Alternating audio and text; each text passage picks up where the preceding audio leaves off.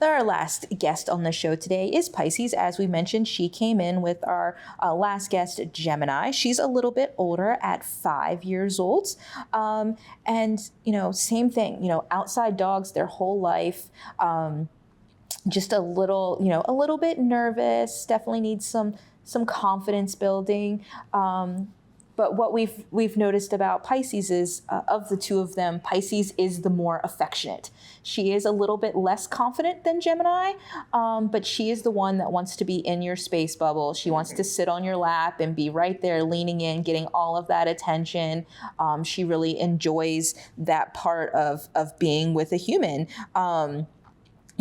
And despite not necessarily having, a ton of things, like, their behavior assessments are pretty good, like, willingly letting go of objects and things like that. And their just overall friendliness.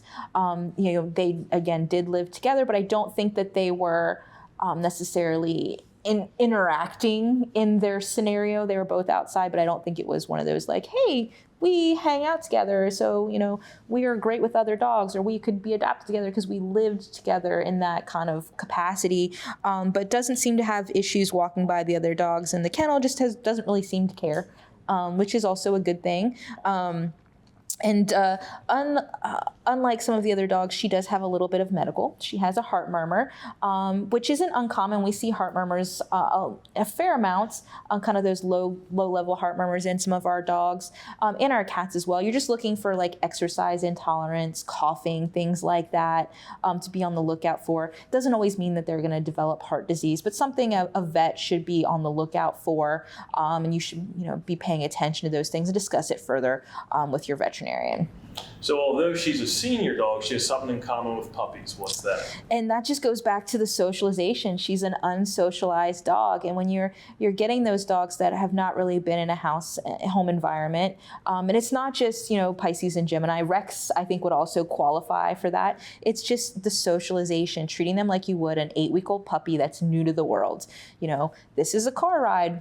Car rides are awesome. You get treats in the car. We go get, ice cream when we're in the car. They're awesome. You want to do this. We're going on a hike. This new place is fun. You can investigate things. You can smell things. You get treats. The microwave buzzer noise is awesome because it means something good happens to you.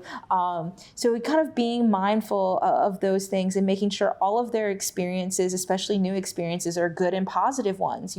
Setting boundaries with them so that they have appropriate behavior, but doing it in a way that's going to build them up, not tear them down, is really going to be important.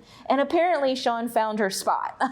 She really is loving that ear rub scenario right there. So again, tons of potential, but just making sure we're finding the right family, possibly a dog savvy family, one that's going to be committed to, helping them, being very patient with them, and again, looking for families that are teens and adults, as opposed to households with young children for Pisces.